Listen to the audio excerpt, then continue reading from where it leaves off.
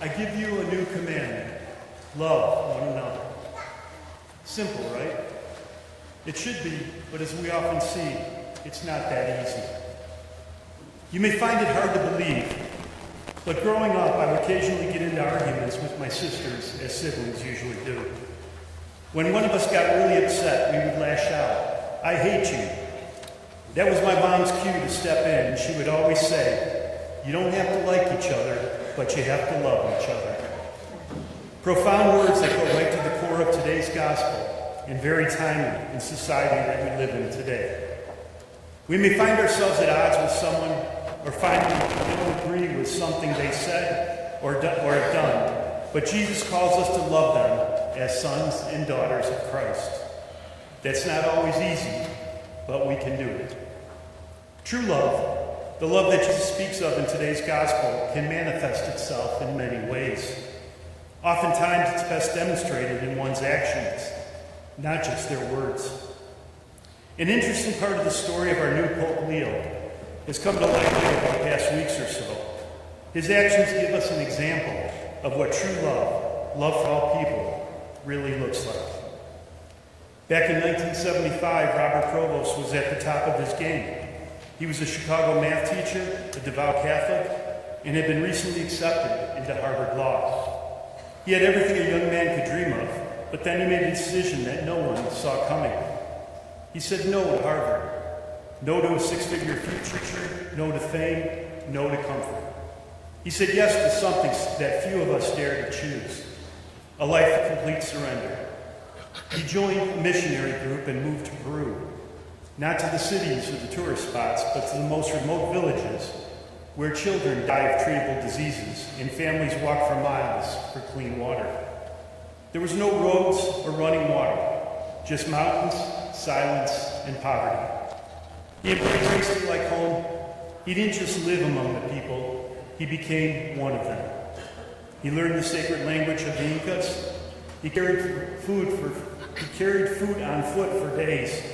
He slept on dirt floors in the villages. He prayed under the stars. When he wasn't building shelter, he taught math to barefoot kids under broken rooftops. When he wasn't teaching, he carried the sick on donkeys to get help.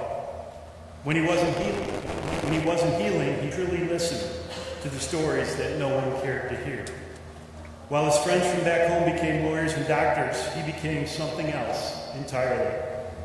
A shepherd, a brother, a quiet warrior of the faith. And slowly his legend grew. His acts weren't broadcast, but they echoed through the Andes.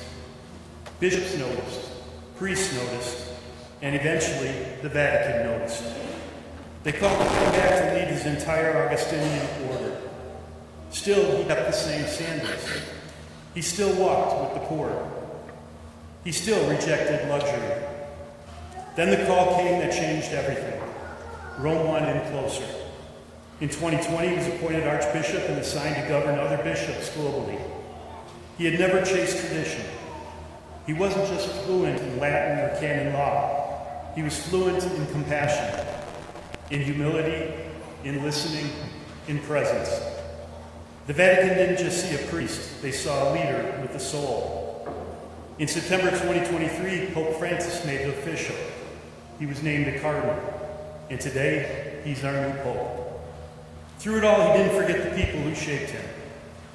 Up until his election as pope, he would still return to the same villages, sit on the dirt floors, and hold the hands of the elderly in silence.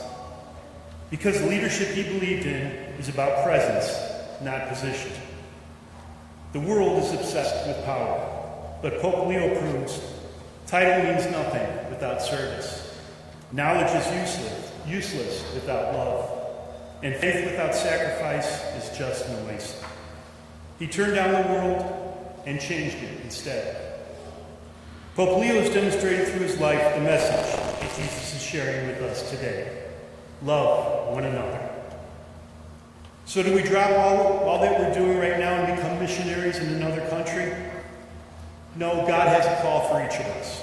We're called by God to find our own unique way to show our love to one another. As I noted earlier, actions speak louder than words.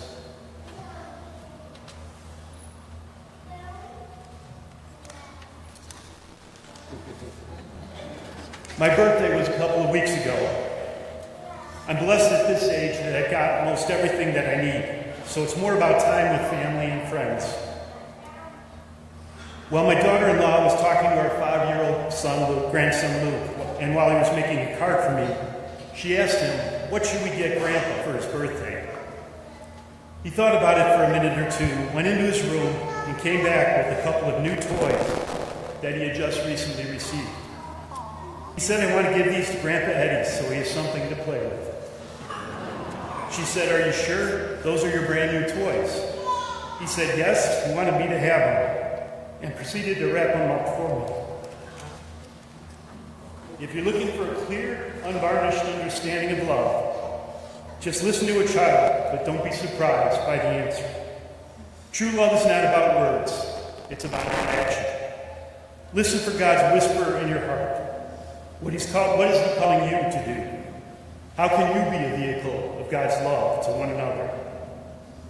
One quick suggestion, step away from all the distractions of adult life and think like a child does, with true love in their hearts. I give you a new commandment, love one another.